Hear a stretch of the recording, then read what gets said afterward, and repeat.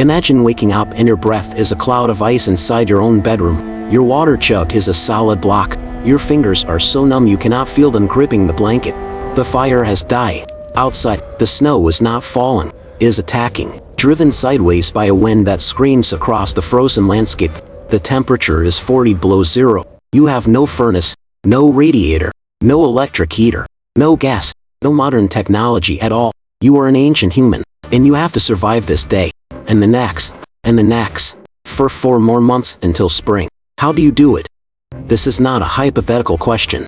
This was the central, brutal, and inescapable challenge of human existence for tens of thousands of years. Our ancestors did not just endure winters that would kill a modern person in hours. They built entire civilizations in the path of ice ages. They fought wars and blizzards. They gave birth, raised children, and grew old in conditions that we would consider a survival emergency. And they did it with nothing but fire, animal skins, mud, stone, and their own extraordinary ingenuity. Today, we strip away the comfort of modernity and go back into the frozen heart of our shared human past. This is how ancient people survived the brutal winters without modern heating. From the Ice Age tundra to the medieval farmhouse, this is the forgotten science of staying alive when the world turns to ice. Let us start with the most fundamental truth that we modern people have forgotten. The human body is a furnace. It burns fuel and generates heat, but it is a furnace designed for the African savanna, not the frozen plains of Ice Age Europe or the mountains of ancient China. We have no fur. We have no thick layer of insulating blubber. Our skin is thin and our extremities are pitifully vulnerable. When the core temperature of the human body drops just a few degrees below its normal 37 Celsius, hypothermia begins its systematic, lethal attack. First comes the violent shivering. Your muscles are firing rapidly, desperately trying to generate heat through contraction. It is exhausting, and it burns through your energy reserves at an alarming rate. Then comes confusion. Your brain, starved of warm blood, starts to malfunction. You might feel suddenly, paradoxically hot and begin tearing off your clothes, a phenomenon known as paradoxical undressing that has killed countless people who were found frozen to death with their jackets thrown aside. Unconsciousness. The heart simply stops. This can happen in minutes in freezing water, or over a few hours in cold air. But the end is the same. Ancient people knew this enemy intimately. They had seen it take the young, the old, and the weak. They had buried family members who went out to gather firewood and never came back. And so, their entire way of life, their architecture, their clothing, their social structure, their daily rituals, were all built around a single sacred principle: heat is life. You do not waste a single breath of warmth. Every flicker of a flame, every ray of pale winter sun, every calorie of body heat was a precious resource to be captured, conserved, and never squandered. This mindset, this thermal consciousness, is the key to understanding everything that follows. The first and most critical defense was shelter. And ancient shelters were not just houses. They were engineered thermal traps, designed with a deep, intuitive understanding of physics that modern architects are only now beginning to rediscover. Travel back 30,000 years to the frozen steppes of what is now Ukraine. Here, in the heart of the last ice age, our ancestors were building dwellings out of mammoth bones, entire circular huts constructed from the massive jawbones, skulls, and tusks of woolly mammoths, lashed together with animal sinew and draped with stitched heights, weighed down with stones and packed earth. The entrance was not a convenient standing door. It was a low, narrow tunnel, often angled or with a bend. This was a deliberate cold trap. Cold air is denser than warm air. It sinks and pools at the lowest point. A low entrance meant that the massive freezing air outside could not easily flow upward into the living space. The warm air generated by the bodies of the family and a small, smoky fire in a central hearth was trapped inside. The entire structure was then buried in layers of dirt and snow. And snow, frozen water, is one of nature's most brilliant insulators. Freshly packed snow can be up to 95% trapped air. Air is a terrible conductor of heat. An igloo built by the Inuit peoples of the Arctic operates on exactly the same principle. With nothing but the body heat of a family and a small seal oil lamp, the temperature inside an igloo can rise to just above freezing, while outside it is a lethal negative 60 degrees, a 60-degree temperature difference created by nothing more than snow, air, and human bodies. This was the genius of the cold trap entrance and the insulating snow wall. Another near-universal ancient shelter strategy was the pit house. Found from prehistoric Japan and China to Viking Scandinavia and medieval Europe, the pit house was a dwelling dug partially into the earth, below the frost line. The earth maintains a stable temperature year-round, typically around 50 to 55 degrees Fahrenheit. By digging down just a few feet, ancient builders immediately gained a thermal baseline that was far warmer than the deadly air above. The walls were then built up with thick sod, timber, or stone, and the roof was made of deep layers of thatch or living turf, grass and roots that provided extraordinary insulation. Windows, in a modern sense, simply did not exist for most people. Glass was an unimaginable luxury for all but the wealthiest elites. A window was a small opening that could be sealed completely with a wooden shutter, or covered with a translucent sheet of greased paper, thin scraped animal hide, or stretched bladder, allowing a dim glow to enter while keeping the wind out. Every opening was a heat leak, and ancient homes were designed to have as few as possible. The goal was a dark, enclosed space, a thermal cave where every precious calorie of heat was kept inside with the family. A well-insulated shelter is only a passive defense. Inside those dark, warm spaces, ancient people created an active heating technology of pure genius, a device so effective and so elegant that it is still used by hundreds of millions of people today. In northern China, it is called the kang. The kang is a raised platform, typically made of brick, clay, or stone. It occupies a large portion of the main living room. It looks like a built-in bed, and that is exactly what it is. But beneath that platform is a labyrinth of internal flues and channels. These channels are connected to a small firebox or cook stove, usually located in an adjacent room, or even outside the house.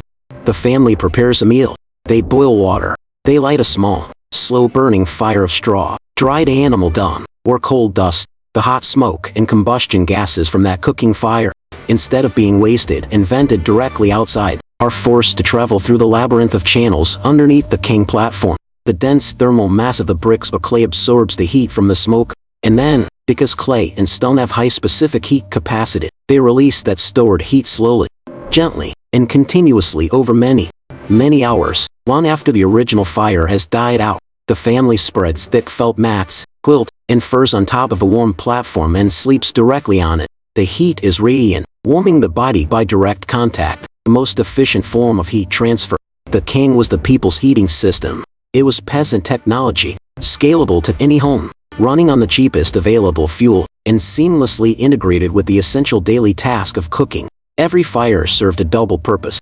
The Korean peninsula developed its own variation, the ondol, which channeled the hot gases under the entire floor of the room, creating a radiant heated floor system that is the envy of modern luxury home builders. In Northern Europe and Russia, a different but related solution emerged: the massive masonry stove.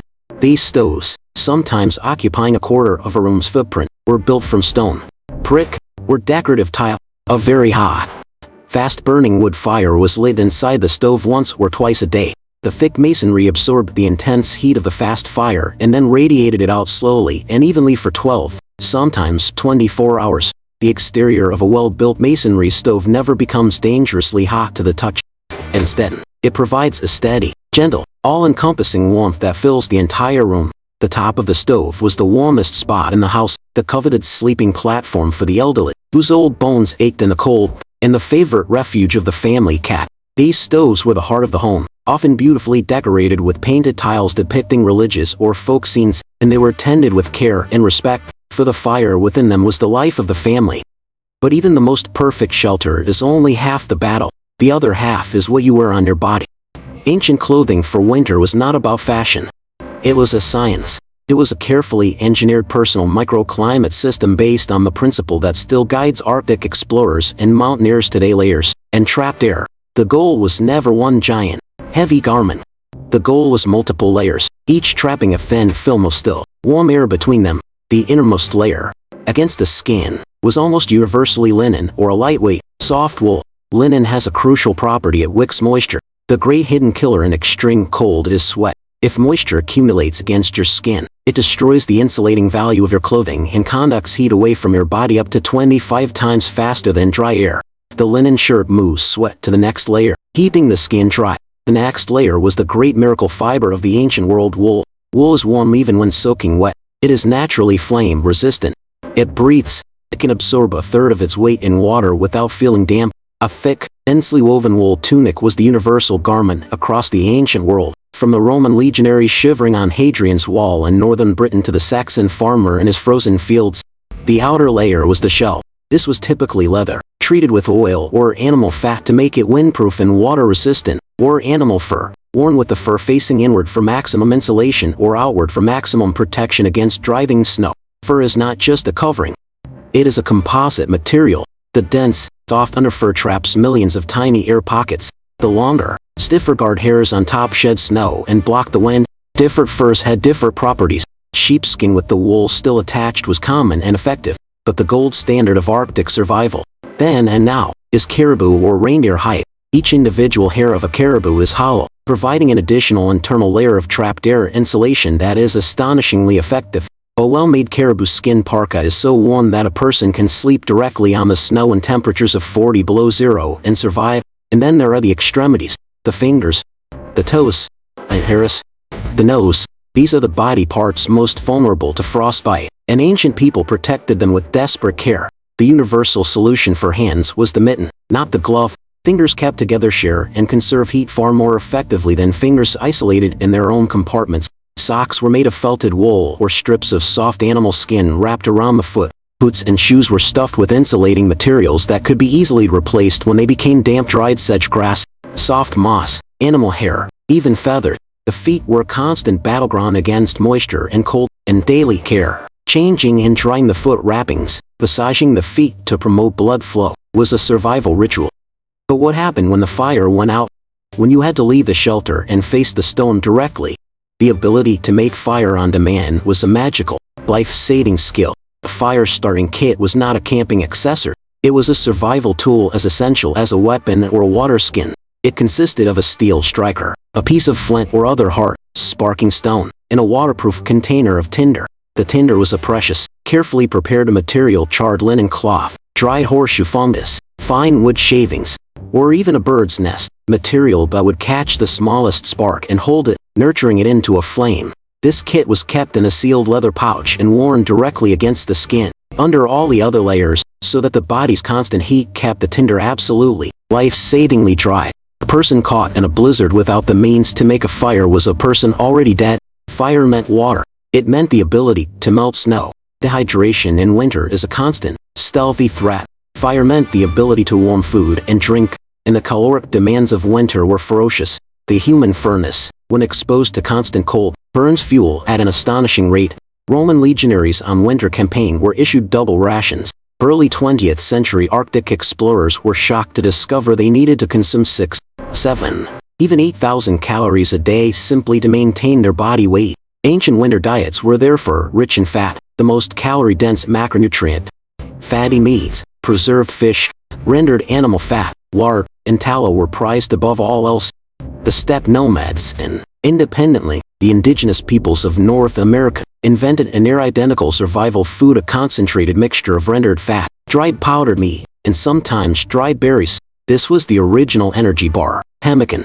A small, dense block of pemmican could sustain a person for an entire day of hard travel and killing cold. The drink of winter was not cold water. It was hot herbal infusions, meat broths, and, across much of the ancient world, a form of mulled, spiced wine or ale. In the Roman world, street vendors sold cold, steaming hot water mixed with wine and spices. In Northern Europe, the wassail bowl, the great vessel of hot mulled cider or ale spiced with ginger and nutmeg, was passed from hand to hand. A hot drink warms the hands through the cup, warms the core as it goes down, and provides a profound psychological comfort, a moment of shared warmth and good cheer in the long, dark night. Because the ultimate heating technology, the one that no physical artifact could replace, was the human community itself. The family huddled together. Privacy, the private bedroom for every child, is a modern, energy-profligate luxury. In the ancient world, the whole extended family, parents, children, grandparents, servants if you had them, and sometimes the livestock, shared a single sleeping space. The family was a single, cooperative thermal unit. The very young and the very old, the ones whose bodies were least able to generate and retain heat, were placed in the warmest positions, the center of the sleeping platform, surrounded by the stronger, warmer bodies of the adults. This was not just about physical survival. The long winter confinement was the time of storytelling. In the flickering light of the fire, the elders would speak and the young would listen. The myths, the legends, the family histories stretching back generations, the practical knowledge of hunting, tracking, plants, weather signs, and the stars, all of it was transmitted orally in the winter house. The great epic poems that form the bedrock of human culture were not originally read from books, they were chanted and sung in the warm, smoky, breath-scented air of the winter dwelling. Winter, the season of death, was also the season that forged and transmitted human culture. And yet, for all this ingenuity, winter was a time of relentless, brutal death.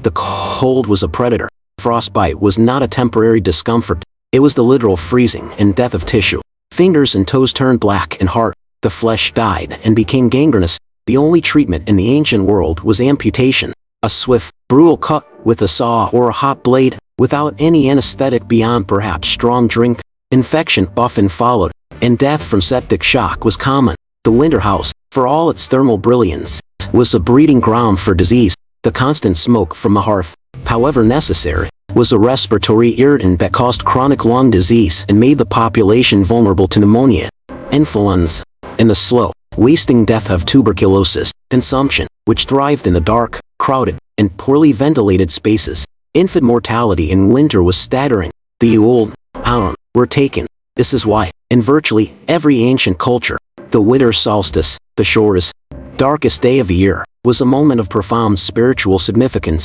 It was the turning point. The moment the sun began its long, slow return. The Roman Saturnalia, the Norse Yule, the Iranian Yalda, the Chinese Dongshai festival, these were celebrations of light and fire and feasting. They were a defiant, communal act of psychological survival, a collective shout into the darkness that said, "We are still here. We have made it this far. We will see the spring."